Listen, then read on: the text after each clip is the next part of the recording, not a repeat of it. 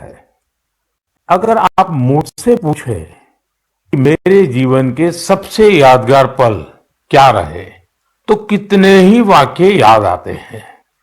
लेकिन इसमें भी एक पल ऐसा है जो बहुत खास है। वो पल था जब पिछले साल 15 नवंबर को मैं भगवान बिरसा मुंडा की जन्म जयंती पर उनकी जन्मस्थली झारखंड के उलिहातू गांव गया था।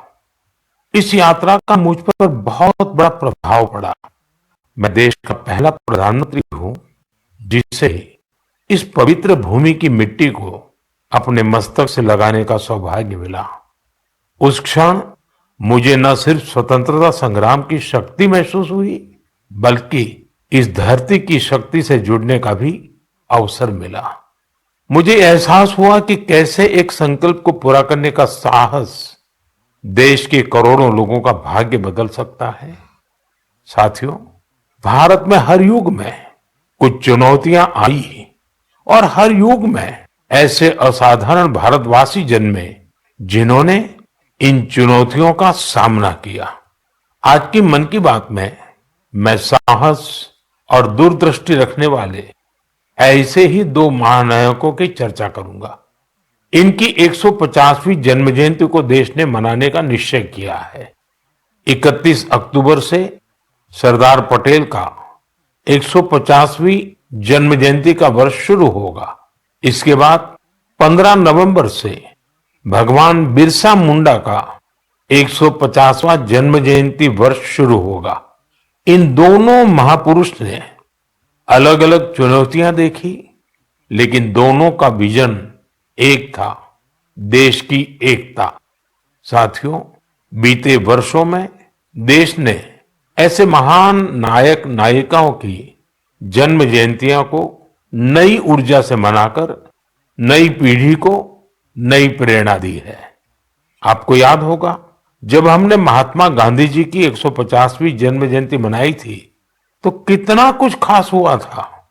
न्यूयॉर्क के टाइम्स स्क्वायर से अफ्रीका के छोटे से गांव तक विश्व के लोगों ने भारत के सत्य और अहिंसा के संदेश को समझा, उसे फिर से जाना, उसे जिया। नौजवानों से बुजुर्गों तक, भारतीयों से विदेशियों तक, हर किसी ने गांधी जी के उपदेशों को नए संदर्भ में समझा, नई वैश्विक परिस्थितियों में उन्हें जाना। जब हमने स्वामी विवेकानंद जी की 150वीं जन्म जयंती मनाई तो देश के नौजवानों ने भारत की आध्यात्मिक और सांस्कृतिक शक्ति को नई परिभाषाओं में समझा। इन योजनाओं ने हमें ये एहसास दिलाया कि हमारे महापुरुष अतीत में खो नहीं जाते, बल्कि उनका जीवन हमारे वर्तमान को भविष्य का रास्ता दिखाता है। साथियों, सरकार ने भले इन महान विभूतियों की 150वीं जन्म जयंती को राष्ट्रीय स्तर पर मनाने का निर्णय लिया है, लेकिन आपकी सहभागिता ही इस अभियान में प्राण भरेगी, इसे जीवंत बनाएगी। मैं आप सभी से आग्रह करूंगा कि आप इस अभियान का हिस्सा बने। लौह पुरुष सरदार पटेल से जुड़े अपने विचार और कार्य #सरदार150 के साथ साझा करें और धरती आबा बिरसा मुंडा की प्रेरणाओं को बिरसा मुंडा 150 के साथ दुनिया के सामने लाए। आइए एक साथ मिलकर इस उत्सव को भारत की अनेकता में एकता का उत्सव बनाएं, इसे विरासत से विकास का उत्सव बनाएं। मेरे प्यारे देशवासियों, आपको वो दिन याद जरूर होंगे जब छोटा भीम टीवी पर आना शुरू हुआ था। बच्चे तो इसे कभी भूल नहीं सकते। कितना एक्साइटमेंट था छोटा भीम को लेकर। आपको हैरानी होगी कि आज ढोलकपुर का ढोल सिर्फ भारत में ही नहीं, बल्कि दूसरे देश के बच्चों को भी खूब अट्रैक्ट करता है। इसी तरह हमारे दूसरे एनिमेटेड सीरियल्स कृष्णा, हनुमान, मोटू पतलू के चाहने वाले भी दुनिया भर में हैं। भारत के एनिमेशन कैरेक्टर्स, यहाँ की एनिमेशन मूवीज अपने कंटेंट और क्रिएटिविटी की वजह से दुनिया भर में पसंद की जा रही है। आपने देखा होगा कि स्मार्टफोन से लेकर सिनेमा स्क्रीन तक, गेमिंग कंसोल से लेकर वर्चुअल रियलिटी तक, एनिमेशन हर जगह मौजूद है। एनिमेशन की दुनिया में भारत नई क्रांति करने की राह पर है। भारत के गेमिंग स्पेस का भी तेजी से विस्तार हो रहा है। इंडियन गेम्स भी इन दिनों दुनिया भर में पॉपुलर हो रहे हैं। कुछ महीने पहले मैंने भारत के लीडिंग गेमर्स के साथ मुलाकात की थी। तब मुझे इंडियन गेम्स की अमेजिंग क्रिएटिविटी और क्वालिटी को जानने समझने का मौका मिला था। वाकई देश में क्रिएटिव एनर्जी की एक लहर चल रही है। एनिमेशन की दुनिया में मेड इन इंडिया और मेड बाय इंडियंस छाया हुआ है। आपको ये जानकर खुशी होगी कि आज भारत के टैलेंट विदेशी प्रोडक्शन का भी अहम हिस्सा बन रहे हैं। अभी वाली स्पाइडरमैन हो या ट्रांसफॉर्मर्स, इन दोनों मूवीज में हरिनारायण राजीव के कंट्रीब्यूशन को लोगों ने खूब सराहा है। भारत के एनिमेशन स्टूडियो डिज्नी और वार्नर ब्रदर्स जैसी दुनिया के जाने माने प्रोडक्शन कंपनीज के साथ काम कर रहे हैं। साथियों, आज हमारे युवा ओरिजिनल इंडियन कंटेंट, जिसमें हमारी संस्कृति की झलक होती है, वो तैयार कर रहे हैं। इन्हें दुनिया भर में देखा जा रहा है। एनिमेशन सेक्टर आज एक ऐसी इंडस्ट्री का रूप ले चुका है कि जो दूसरी इंडस्ट्रीज को ताकत दे रहा है। जैसे इन दिनों वीआर टूरिज्म बहुत फेमस हो रहा है। आप वर्चुअल टूर के माध्यम से अजंता की गुफाओं को देख सकते हैं, कोणार्क मंदिर के कॉरिडोर में टहल सकते हैं या फिर वाराणसी के घाटों का आनंद ले सकते हैं। ये सभी वीआर एनिमेशन भारत के क्रिएटर्स ने तैयार किए हैं। वीआर के माध्यम से इन जगहों को देखने के बाद कई लोग वास्तविकता में इन पर्यटन स्थलों का दौरा करना चाहते हैं। यानी टूरिस्ट डेस्टिनेशन का वर्चुअल टूर लोगों के मन में जिज्ञासा पैदा करने का माध्यम बन गया है। आज इस सेक्टर में एनिमेटर्स के साथ ही story tellers, writers, voice over experts, musicians, game developers, VR और एआर एक्सपर्ट्स, उनकी भी मांग लगातार बढ़ती जा रही है। इसलिए मैं भारत के युवाओं से कहूंगा, अपनी क्रिएटिविटी को विस्तार दे। क्या पता दुनिया का अगला सुपरहिट एनिमेशन आपके कंप्यूटर से निकले। अगला वायरल गेम आपका क्रिएशन हो सकता है। एजुकेशनल एनिमेशन में आपका इनोवेशन बड़ी सफलता हासिल कर सकता है। इसी 28 अक्टूबर को यानी कल वर्ल्ड एनिमेशन डे भी मनाया जाएगा। आइए हम भारत को ग्लोबल एनिमेशन पावर हाउस बनाने का संकल्प लें। मेरे प्यारे देशवासियों, स्वामी विवेकानंद ने एक बार सफलता का मंत्र दिया था। उनका मंत्र था, कोई एक आइडिया लीजिए, उस एक आइडिया को अपनी जिंदगी बनाइए, उसे सोचिए, उसका सपना देखिए, उसे जीना शुरू करिए। आज आत्मनिर्भर भारत अभियान भी सफलता के इसी मंत्र पर चल रहा है। ये अभियान हमारी सामूहिक चेतना का हिस्सा बन गया है, लगातार पग पग पर हमारी प्रेरणा बन गया है। आत्मनिर्भरता हमारी पॉलिसी ही नहीं, हमारा पैशन बन गया है। बहुत साल नहीं हुए, सिर्फ 10 साल पहले की बात है। तब अगर कोई कहता था कि किसी कॉम्प्लेक्स टेक्नोलॉजी को भारत में विकसित करना है, तो कई लोगों को विश्वास नहीं होता था, तो कई उपहास उड़ाते थे। लेकिन आज वही लोग देश की सफलता को देखकर अचंभे में रहते हैं। आत्मनिर्भर हो रहा भारत हर सेक्टर में कमाल कर रहा है। आप सोचिए, एक जमाने में मोबाइल फोन इंपोर्ट करने वाला भारत आज दुनिया का दूसरा सबसे बड़ा मैन्युफैक्चरर बन गया है। कभी दुनिया में सबसे ज्यादा डिफेंस इक्विपमेंट खरीदने वाला भारत आज 85 देशों को एक्सपोर्ट भी कर रहा है। स्पेस टेक्नोलॉजी में भारत आज चंद्रमा के साउथ पोल पर पहुंचने वाला पहला देश बना है। और एक बात तो मुझे सबसे ज्यादा अच्छी लगती है, वो ये है कि आत्मनिर्भरता का ये अभियान अब सिर्फ सरकारी अभियान नहीं है। अब आत्मनिर्भर भारत अभियान एक जन अभियान बन रहा है। हर क्षेत्र में उपलब्धियां हासिल कर रहे हैं। जैसे इसी महीने लद्दाख के हानले में हमने एशिया की सबसे बड़ी इमेजिंग टेलीस्कोप मैस का भी उद्घाटन किया है। ये 4,300 मीटर की ऊंचाई पर स्थित है। जानते हैं इसकी भी खास बात क्या है? ये मेड इन इंडिया है।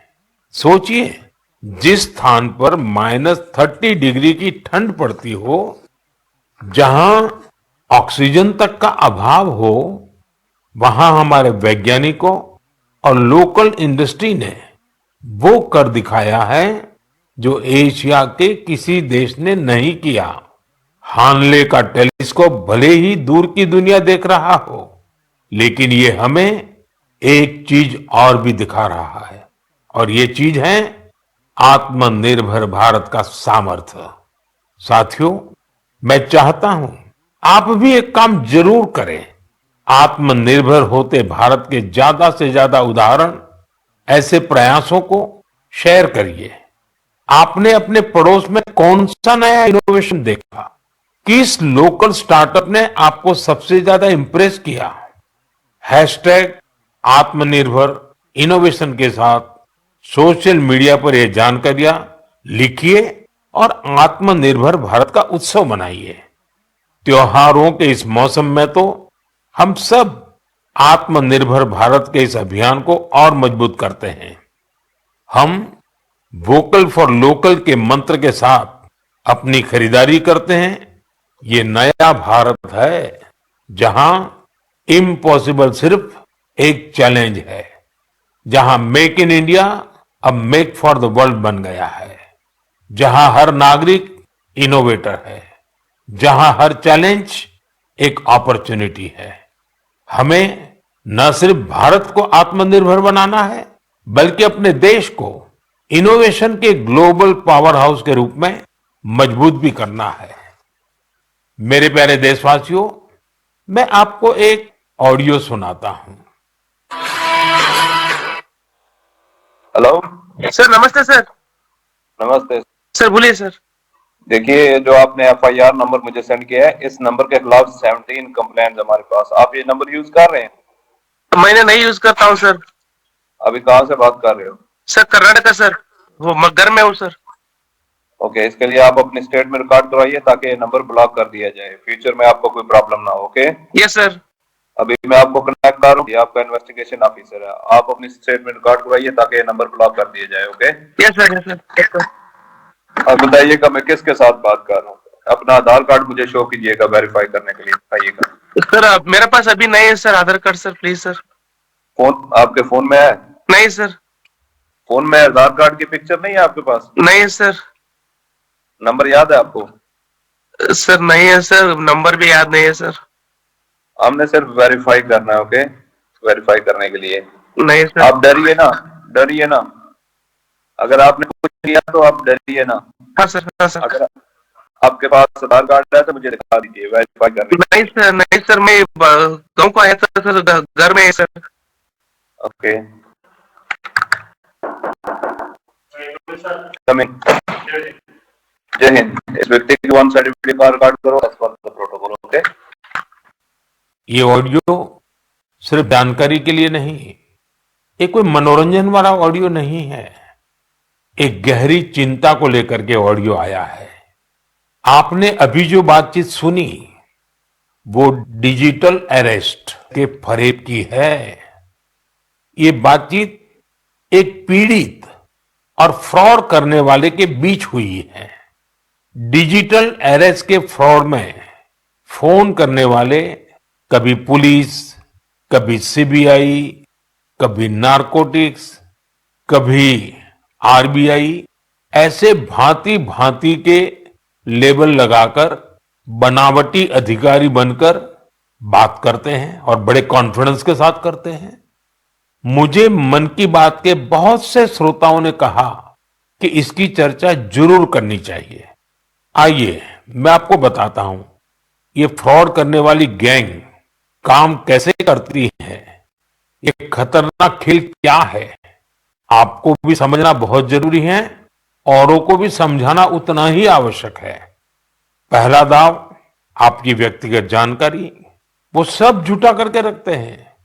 आप पिछले महीने गोवा गए थे, है ना? आपकी बेटी दिल्ली में पढ़ती है ना? वे आपके बारे में इतनी जानकारी जुटाकर रखते हैं कि आप दंग रह जाएंगे। दूसरा दाव, वहां का माहौल पैदा करो। वर्दी, सरकारी दफ्तर का सेटअप, कानूनी धाराएं, वो आपको इतना डरा देंगे फोन पर बातों बातों में आप सोच भी नहीं पाएंगे। और फिर उनका तीसरा दाव शुरू होता है। तीसरा दाव, समय का दबाव। अभी फैसला करना होगा वरना आपको गिरफ्तार करना पड़ेगा। ये लोग पीड़ित पर इतना मनोवैज्ञानिक दबाव बना देते हैं कि वो सहम जाता है। डिजिटल अरेस्ट के शिकार होने वालों में हर वर्ग, हर उम्र के लोग हैं। लोगों ने डर की वजह से अपनी मेहनत से कमाए हुए लाखों रुपए गंवा दिए हैं। कभी भी आपको इस तरह का कोई कॉल आए तो आपको डरना नहीं है। आपको पता होना चाहिए कोई भी जांच एजेंसी फोन कॉल या वीडियो कॉल पर इस तरह पूछताछ कभी भी नहीं करती। मैं आपको डिजिटल सुरक्षा के 3 चरण बताता हूं। ये 3 चरण है, रुको, सोचो, एक्शन लो। कॉल आते ही रुको, घबराए नहीं, शांत रहे, जल्दबाजी में कोई कदम न उठाएं, किसी को अपनी व्यक्तिगत जानकारी न दें। संभव हो तो स्क्रीनशॉट लें और रिकॉर्डिंग जरूर करें। इसके बाद आता है दूसरा चरण। पहला चरण था रुको, दूसरा चरण है सोचो। कोई भी सरकारी एजेंसी फोन पर ऐसे धमकी नहीं देती, न ही वीडियो कॉल पर पूछताछ करती है, न ही ऐसे पैसा की मांग करती है। अगर डर लगे तो समझिए कुछ गड़बड़ है। और पहला चरण, दूसरा चरण और अब मैं कहता हूं तीसरा चरण। पहले चरण में मैंने कहा रुको, दूसरे चरण में मैंने कहा सोचो और तीसरा चरण कहता हूं एक्शन लो। राष्ट्रीय साइबर हेल्पलाइन 1930 डायल करें, cybercrime.gov.in पर रिपोर्ट करें, परिवार और पुलिस को सूचित करें, सबूत सुरक्षित रखें। रुको, बाद में सोचो और फिर एक्शन लो। ये 3 चरण आपकी डिजिटल सुरक्षा का रक्षक बनेंगे। साथियों, मैं फिर कहूंगा, डिजिटल अरेस्ट जैसी कोई व्यवस्था कानून में नहीं है। ये सिर्फ फ्रॉड है, फरेब है, झूठ है, बदमाशों का गिरोह है। और जो लोग ऐसा कर रहे हैं वो समाज के दुश्मन है। डिजिटल अरेस्ट के नाम पर जो फरेब चल रहा है उससे निपटने के लिए तमाम जांच एजेंसियां राज्य सरकारों के साथ मिलकर काम कर रही है। इन एजेंसियों में तालमेल बनाने के लिए नेशनल साइबर कोऑर्डिनेशन सेंटर की स्थापना की गई है। एजेंसियों की तरफ से ऐसे फ्रॉड करने वाली हजारों वीडियो कॉलिंग आईडी को ब्लॉक किया गया है। लाखों सिम कार्ड, मोबाइल फोन और बैंक अकाउंट्स को भी ब्लॉक किया गया है। एजेंसियां अपना काम कर रही है, लेकिन डिजिटल अरेस्ट के नाम पर हो रहे स्कैम से बचने के लिए बहुत जरूरी है हर किसी की जागरूकता, हर नागरिक की जागरूकता। जो लोग भी इस तरह के साइबर फ्रॉड का शिकार होते हैं, उन्हें ज्यादा से ज्यादा लोगों को इसके बारे में बताना चाहिए। आप जागरूकता के लिए हैशटैग सेफ डिजिटल इंडिया का प्रयोग कर सकते हैं। मैं स्कूलों और कॉलेजों को भी कहूंगा कि साइबर स्कैम के खिलाफ मुहिम में छात्रों को भी जोड़े। समाज में सबके प्रयासों से ही हम इस चुनौती का मुकाबला कर सकते हैं।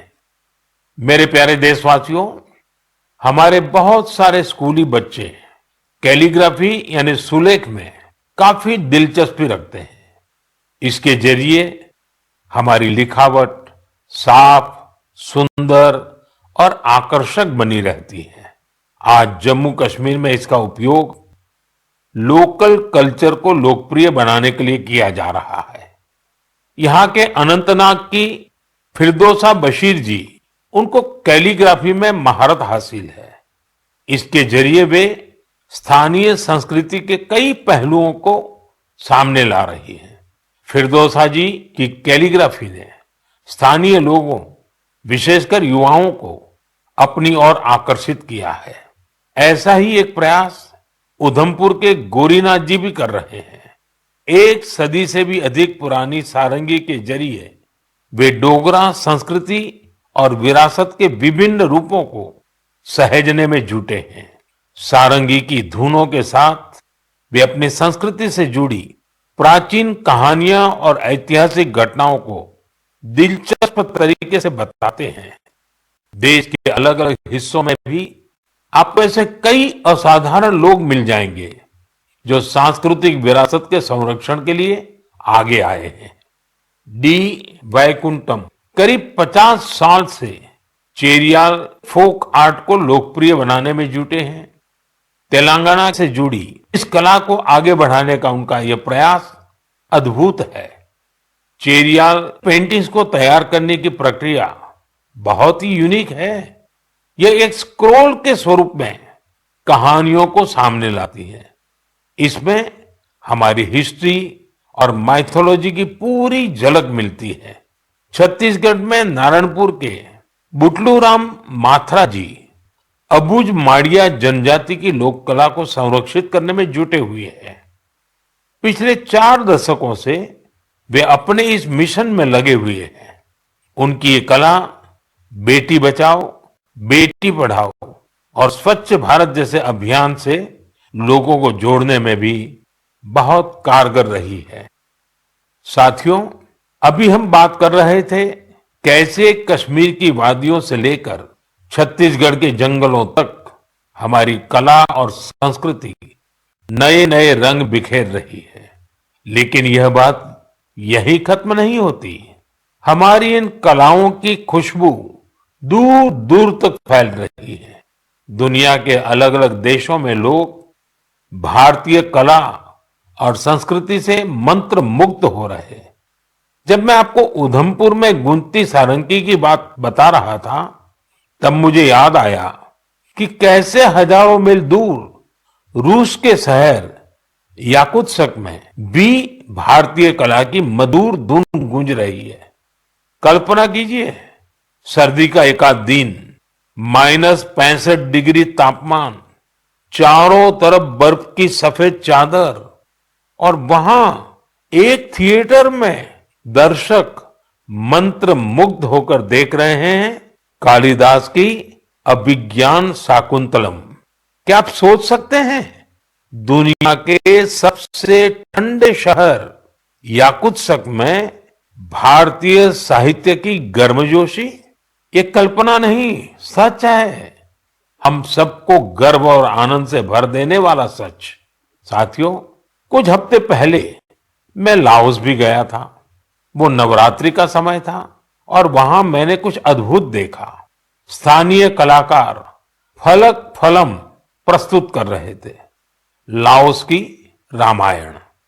उनकी आंखों में वही भक्ति, उनके स्वर में वही समर्पण जो रामायण के प्रति हमारे मन में है।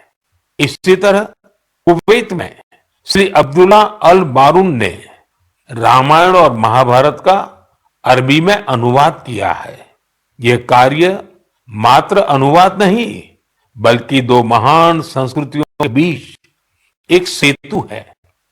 उनका यह प्रयास अरब जगत में भारतीय साहित्य की नई समझ विकसित कर रहा है। पेरू से एक और प्रेरक उदाहरण है एर्लिंदा गार्सिया। वहां के युवाओं को भारत नाट्यम सिखा रही है और मारिया वाल्देस ओडिसी नृत्य का प्रशिक्षण दे रही है।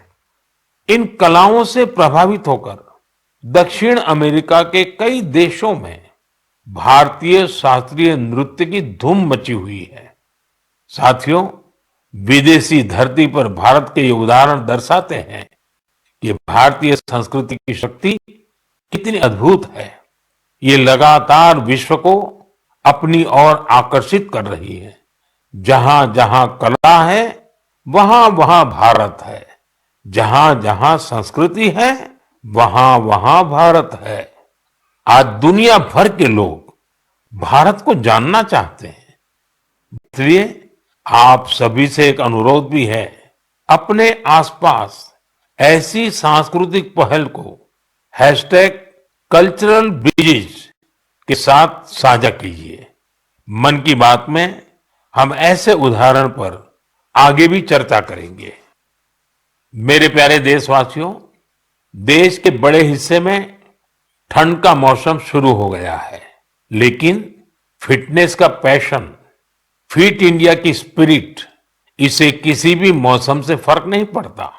जिसे फिट रहने की आदत होती है, वो सर्दी, गर्मी, बरसात कुछ भी नहीं देखता। मुझे खुशी है कि भारत में अब लोग फिटनेस को लेकर बहुत ज्यादा जागरूक हो रहे हैं। आप भी देख रहे होंगे कि आपके आसपास के पार्कों में लोगों की संख्या बढ़ रही है। पार्क में टहलते बुजुर्गों, नौजवानों और योग करते परिवारों को देखकर मुझे अच्छा लगता है। मुझे याद है, जब मैं योग दिवस पर श्रीनगर में था, बारिश के बावजूद भी कितने ही लोग योग के लिए जुटे थे। अभी कुछ दिन पहले श्रीनगर में जो मैराथन हुई, उसमें भी मुझे फिट रहने का यही उत्साह दिखाई दिया। फिट इंडिया की ये भावना अब एक मास मूवमेंट बन रही है। साथियों, मुझे ये देखकर भी अच्छा लगता है कि हमारे स्कूल्स बच्चों की फिटनेस पर अब और ज्यादा ध्यान दे रहे हैं। फिट इंडिया स्कूल आवर्स भी एक अनोखी पहल है। स्कूल्स अपने फर्स्ट पीरियड का इस्तेमाल अलग अलग फिटनेस एक्टिविटीज के लिए कर रहे हैं। कितने ही स्कूलों में किसी दिन बच्चों को योग करवाया जाता है, कभी किसी दिन एरोबिक्स के सेशन होते हैं, तो एक दिन स्पोर्ट्स स्किल पर काम किया जाता है। किसी दिन खो खो और कबड्डी जैसे पारंपरिक खेल खिलाए जा रहे हैं और इसका असर भी बहुत शानदार है। अटेंडेंस अच्छी हो रही है, बच्चों का कंसंट्रेशन बढ़ रहा है और बच्चों को मजा भी आ रहा है। साथियों, मैं वेलनेस की ये ऊर्जा हर जगह देख रहा हूं। मन की बात के भी बहुत से श्रोताओं ने मुझे अपने अनुभव भेजे हैं। कुछ लोग तो बहुत ही रोचक प्रयोग कर रहे हैं। जैसे एक उदाहरण है फैमिली फिटनेस आवर का, यानी एक परिवार हर वीकेंड 1 घंटा फैमिली फिटनेस एक्टिविटी के लिए दे रहा है। एक और उदाहरण इंडिजीनियस गेम्स रिवाइवल का है, यानी कुछ परिवार अपने बच्चों को ट्रेडिशनल गेम सिखा रहे हैं, खिला रहे हैं। आप भी अपनी फिटनेस रूटीन के एक्सपीरियंस #फिट इंडिया के नाम सोशल मीडिया पर जरूर शेयर कीजिए। मैं देश के लोगों को एक जरूरी जानकारी भी देना चाहता हूं। इस बार 31 अक्टूबर को सरदार पटेल जी की जयंती के दिन ही दीपावली का पर्व भी है। हम हर साल 31 अक्टूबर को राष्ट्रीय एकता दिवस पर रन फॉर यूनिटी का आयोजन करते हैं। दीपावली की वजह से इस बार 29 अक्टूबर यानी मंगलवार को रन फॉर यूनिटी का आयोजन किया जाएगा। मेरा आग्रह है ज्यादा से ज्यादा संख्या में इसमें हिस्सा लीजिए। देश की एकता के मंत्र के साथ ही फिटनेस के मंत्र को भी हर तरफ फैलाइए। मेरे प्यारे देशवासियों, मन की बात में इस बार इतना ही। आप अपने फीडबैक जरूर भेजते रहें। ये त्योहारों का समय है। मन की बात के श्रोताओं को धनतेरस, दिवाली, छठ पूजा, गुरु नानक जयंती और सभी पर्वों की बहुत बहुत शुभकामनाएं। आप सभी पूरे उत्साह के साथ त्योहार मनाएं। वोकल फॉर लोकल का मंत्र याद रखें।